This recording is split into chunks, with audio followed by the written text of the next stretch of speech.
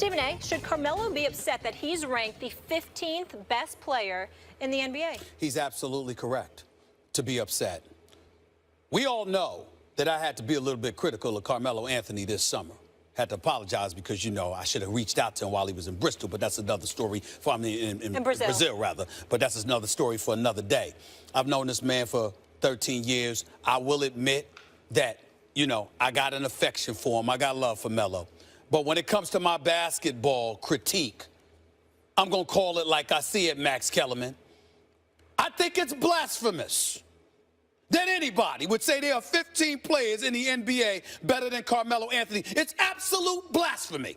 And listen, I'm the guy that when ESPN itself, and I do work here, when ESPN itself comes up with some of these bogus polls or whatever it is, I call it like I see it. When it's nonsense, I call it nonsense. And what is it, Slam Magazine? Slam Online. Slam Online. Yeah. Very good, by the way. Very good publication. They know their basketball. They do good work. I'm not talking about them negatively. I'm only talking about this ranking. To tell me that there are 14 players in the NBA better than Carmelo Anthony, whoever did that needs to be drug tested. This dude averaged 25 and 6 for his career. His numbers go up to 25.7 come postseason time. I am not satisfied with his winning. I am not satisfied with him constantly getting the money but not getting a ring. I am certainly not satisfied, even though I got nothing but respect for his love for LeBron James because they are friends. Damn it, hate him during the season. Hate him. Hate him. I don't know what you got to do to him. Let's stop him. Do something because I'm tired of watching LeBron get rings and Melo not even being in the NBA Finals. But when we talk about individual talent, Melo's on another level. 6'8", 240, threes, mid-range game, can shoot from the free throw line, can shoot from anywhere, can post up, play with his back to the basket, play with facing the basket. 14 players better than Carmelo Anthony? Somebody needs to be drug tested immediately. Immediately. Yeah, you're the one who needs to be drug tested immediately. Now, I know once upon a time on this show you were the young guy. But, man, you sound old when you just point to, like, points averaged and stuff like that. Oh, no, I'm talking about the game. I'm talking about the game. Yeah, points averaged. And I am older than you. Yes, I'm proud of it. I'm proud of it, by the way. But go ahead. Well, I'm getting up there myself. Yes, you are. Go ahead. But you're making me feel young because it's not that you're against stats. See, when I cite stats, a lot of people, oh, you're citing stats. No. I just mentioned a stat or two. You come up with sabermetrics and all this other nonsense that people can't understand. I thought this was a time where I... Go ahead. Now, then you counter with other stats. The only difference is the stats you counter with aren't that important. If you shoot a lot, and Carmelo's certainly good at scoring, you'll rack up high points totals, you know, on average. It's not easy to do, but you can do it. That's where there are more, like, I don't think PER is a perfect stat, but it's better than just points averaged. Carmelo ranked 37th last year. Look, in fact, there's a very good argument that Carmelo is top 5 in the NBA. Thank you. At his position, because there are 4 dudes at his position that I would take in a heartbeat over Carmelo. I'm listening. LeBron James. Yes, easy. Go ahead. Kevin Durant. Yes, go ahead. Kawhi Leonard. Oh, you want to pause? That. Okay, I know about that. You don't know about that. I don't know about that. I don't know about that. Let me. If you're talking about defensively, yes, but offensively, overall. No. Listen. I'm sorry. We talking buckets right now. Watch your mouth and don't be blasphemous. You're talking buckets. I'm talking buckets because, excuse me, it matters. Defense wins championships, but points win games. Kawhi can't score. You know what? Come postseason, I'm not so sure. Can he score? Come postseason, I'm not so sure. Come postseason, I'm not so sure. Who does what better? Does Kawhi score better or does Carmelo play defense better? Well, thank you. Okay. Paul George or Carmelo Anthony? So I would give it Melo. Okay, you would give it Melo. You would give it. I would give it Paul George. I don't have to think that much about it, but you have to pause, which means it's not ridiculous for you to put Kawhi or Paul George. That's 4 dudes in his own position. That's fine, but what I'm saying to you is I need 14 dudes. Okay, that's 4. I'm counting that as 4. Go ahead. Steph Curry. Go ahead. That's 5. Go ahead. Russell Westbrook. Yes, 6. 6. Go ahead. Chris Paul. Oh, yes. That's not fair. Why is that not fair? Because Chris Paul's a floor general. I need a floor general. Well, see, I need a floor general. That's not right. Well, we're ranking all the players. That's not right. That's not right, though. We're ranking all the players. Okay. See, but this is a mistake. Fine. I'll give you because Chris Paul to me is the best orchestrator in the game. So are you up to like 15? No. Okay. Anthony Davis. When healthy, yes. Oh, so we got LeBron, we got Anthony, that's 8. we got Kevin Durant. I'm making Steph Curry. I'm saying he's top Russell 10. Westbrook. Go ahead, keep going. Blake Griffin. No. You take No. Carmelo over No. Blake Griffin? Excuse me. You're no, the one, no, huh? No, I would not take Carmelo. Man, I wish you were a GM and I was negotiating I would not take Carmelo over Blake Griffin because Blake Griffin is younger. Who's a but I'm better talking about basketball ability. Melo. No. Blake Griffin. Blake Griffin. Let me ask you a question. Come postseason time. Who do you want? You want Blake Griffin or you want Melo? Blake Griffin. You want Blake Griffin over Carmelo Anthony? Easy. Yeah. I don't even know what to say to you right now. I don't even know what to say to you right now. Well, I'm not done. Keep going. James Harden or Carmelo Anthony? James Harden's a perennial MVP candidate. Fine. Okay, so, I mean, how many dudes do I need? Or Boogie Cousins or Carmelo? No. You're taking Carmelo over Boogie? Wait a minute. That's a different. See, it's different positions. We're ranking all the positions. But you're losing me here because, again, here's why. Boogie Cousins could put up the numbers. There's no doubt. So can Melo. But at the same time, I consider Boogie Cousins the best big man of the game. Me too. The problem is that he's kind of polarizing, never played in the postseason. Who are you putting first, Carmelo or Boogie? I don't know. Okay, I don't know. But if you don't know, then you don't have to be drug tested to put him ahead of him. What I'm saying to you is this. If you're telling me 32 years of age, or I'm saying to you, based on what Carmelo Anthony can do with a basketball. I just gave you 11 dudes. No, I don't think you have. But two of them were debatable to me. Okay, two of them were here debatable to me. Kyrie Irving or Carmelo?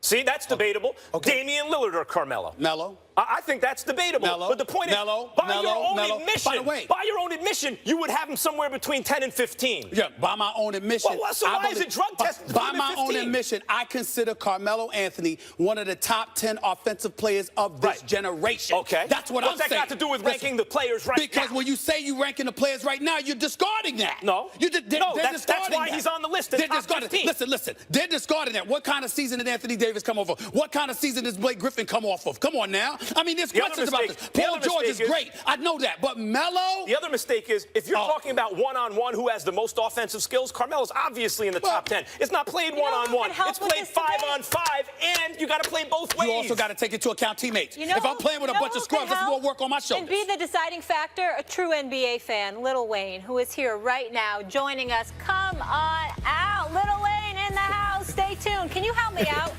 These two are out of control this AM. Do you hear them? Thanks. How you doing? Good. Thanks. Steve, how you doing, man? I tried to put myself, say, in Tony's shoes. I'm sure Tony wants to play. I mean, he doesn't want to get injured. He wants to be productive. But you have to look at the dynamics right now. And they really are hitting on all cylinders. So this is hypothetically thinking. If you're Tony, you say, you know what? As much as I want to play, I don't want to press the issue. I want to play, but I'm going to let it play out right now. And it's probably better if Dak starts struggling and then they bring me in rather than they put me in and then all of a sudden we're not hitting on all cylinders and everyone's like, they should have got rid of Tony. Blah, blah. I mean, if I'm making sense. So I'm not saying that you tell Garrett or Jerry Jones, look, I don't want to play. I think you want to play, but look, I don't want to mess up the dynamics of the team. If we get to a point where we're struggling, then it's time for me to come in. Now, that's a hard thing to do. I just think you're better if you wait till you're really needed. And I mean, no disrespect whatsoever to Tony. Lil Wayne, I'm watching you smile while you hear that voice. You know, Brett Favre, your former quarterback, see you with the Green Bay. Yeah. But before we get to the question, CJ, did you want to mention something? I just want to make sure everybody knew. I know David Ortiz is a 3-time World Series champion. I kept saying 2-time. I kept saying 2-time. It's because I want to forget the fact that he got his first beating the Yankees en route to the first title. That's why I wanted that wasn't in here. But go ahead. Go ahead, man. You okay with your former quarterback, Brett Favre, saying that about Mr. Romo? Yeah, I think it was very wise. Everybody's kind of, they like, what's wrong with, they're like, oh, that's not Brett, that's not Brett who you, they think Brett, he said this about Aaron, and that's the Brett that retired but came back, and that's the Brett that would never, it's not my job to help her. That's not that Brett. This is Brett Favre. This is who he is, and this is what he's saying. And that's not worried about who's it coming from, and pay attention to what he's saying. He made sense. Well, I'm gonna pay attention to who the hell said it. I'm not gonna let that go, Lil Wayne. And I'm gonna tell you why. Because I'm just saying, when you were an individual, meaning Brett Favre. When you were that dude that couldn't make up your mind when you wanted to retire, when you wanted to stay home, when you are the dude playing the quarterback position, which we're religiously told, you're not just a football player. I mean, you're the leader of the team. I mean, you're supposed to set the shining example. I mean, if you don't do it right, who else? But you've got to be that leader, the quarterback spot. This dude was nothing but the last 5 years. This dude was a walking prima donna, couldn't make up his mind when he wanted to stay, when he wanted to go, would literally leave teams dangling in the wind. Wait, 1 year he showed up to camp for Minnesota's last year in August. I mean, he wouldn't make up his mind whether he wanted to play or not until August. Now, I was told and I was taught this does incredible damage to a football team. Oh, but not when it comes to Brett Favre. He's Brett Favre. I mean, did you know that? He threw for 71,000 yards in his career. He threw all of these touchdowns passes. Did you see him jump into the arms of his offensive lineman? Did you see him give them hugs? Did you see how he got tripped up and threw the ball underhanded to a receiver? Oh, look at the little kid in him. He still loves the game. Oh, you just love it. Don't you see it? Everybody fawning and drooling all over him. This is that dude. So you got the nerve to open your mouth about Tony Romo? No, Little Wayne, no. I'm not accepting that. I'm not saying he was wrong. I'm saying I don't want to hear that from Brett Favre. Go do your regular Wrangler jeans commercial, okay? Show up when they ask you to. Sit there and take pictures. You understand? Show up to Hall of Fame celebrations and all this. I don't want to hear nothing else from Brett Favre. Please. Honestly, I think Brett was looking at it like, you know, Tony ain't no Brett. Thank you. Tony ain't no Brett. So Brett was looking at it like, I'm telling y'all what Tony should do. Try to explain this to y'all you. ain't ask me what I would do and what I should do, because y'all already know what I would do and what I should do. I might not know what I would do till August, but I was talking about till whenever I'm ready. I'm Brett. But Tony is, y'all asked me what Tony should do, and because he ain't me, he need to let that boy do what he doing. And what about this? Is Favre telling on himself? Is he saying, look, this is the way, in a way, this is the way I would play it? Of course I want to play, so what I would do is I don't want to start right now, because if we lose, then I'm out. So, hey, Tony, if you want to be slick about it, let the kid keep playing. They're going to hit a rough patch. When they do, boom, you get in there. Is he telling on himself?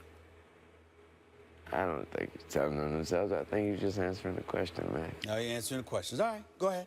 Go ahead. I'm glad you were focused on the message, the only one here, the messenger. It's so touching. It's so touching. It's so touching. Let's change Brett subjects, Favre. can we, Stephen Brett A? Favre, please. Go do your Wrangler commercials. Wayne, Go ahead. let's talk a little NFC East. So you root for Redskins? No, in football, Yeah, just the Packers? Or just the or you like the Packers. Redskins in the NFC East? Or is that bad information? No, that's bad information. Okay, bad information. Who do you So- like in the NFC East? Do you have a strong opinion about it? I mean, I believe the Redskins would be a lot better if they located D-Jack more. He's a great receiver, and he's kind of invisible sometimes. Well, you know what it is. I watched him last week. Deshaun Jackson's who you're talking about. Yeah. He was very frustrated. Actually, he was targeted.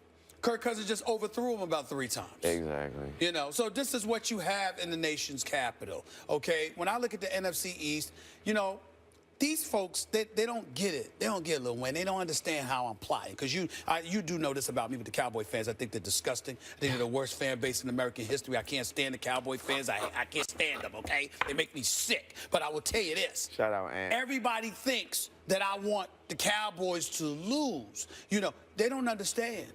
Go ahead and let them win. Let me get right up there, Max. Let me get right up there to the tip. Let me get right up there. Let me get to the NFC Championship game. Let them have a lead in the 4th quarter. Let them be up by 20 and then blow it. I want an epic failure. That's what I want. I want to lick the tears off the fans' face. Like That's what I'm after. And that's the what more heartbreaking it is, the sweeter the tears. And I hope that the Cowboys, I hope that Jerry Jones and the Cowboys invite me to Texas Stadium, because you know what I'll do? I will party with Cowboy fans for a tailgate party and laugh right in their face when it happens. I would do it. I really would. I really would. I'm silly. Speaking of Deshaun Jackson, right? You know how hard it is to overthrow Deshaun Jackson? Exactly. How do you overthrow that guy? I mean, the quarterback play in Washington, except for RG3's rookie year, has not been consistently good in how many years? Well, Kirk Cousins played well last year, but it was against mediocre talent. And it was for a few games. It was some spurts to me. It wasn't, you know, I thought that was what I actually thought was happening was how we blow. When I say we, I mean us, America, how we just blow things up, you know. I might make a shot behind my, Lil Wayne's the best basketball player. You know, just I think that was happening. Gotcha. What he said, you like that or something like that? You like that? You like that's why the Green Bay Packers ended their season by saying, you like that? Hey, who you telling? Huh? The division up for grabs, like always, but clearly Carson Wentz and Dak both putting on a show. But let's get your thoughts on the Lakers real quick.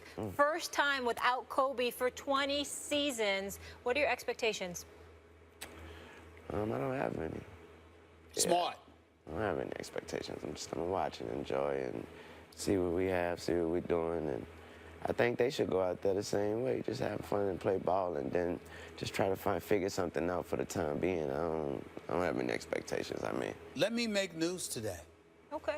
I've decided I'm gonna be a little bit nice to Jim Buss this year. Even though I believe that he played a very significant role in ruining this franchise. I've gotten on him enough.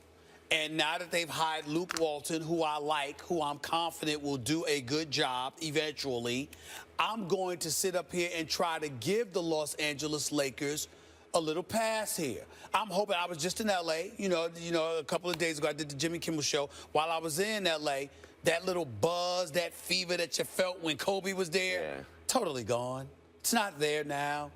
Let's see what happens. Well, I mean, one of the good things about Kobe being so bad the last couple seasons of his career, they extended his contract before he ever showed he could play again. After the Achilles, he was never the same. He had games here and there, but basically was a terrible player, especially for one who touched the ball so much. But the benefit was fans, Lil Wayne and others, want to see Kobe. You got that. Lakers fans got to build through the draft, and now they have an interesting young nucleus and a lot of cap space going forward. Even though I don't love the way they handled it in this offseason, they still have some flex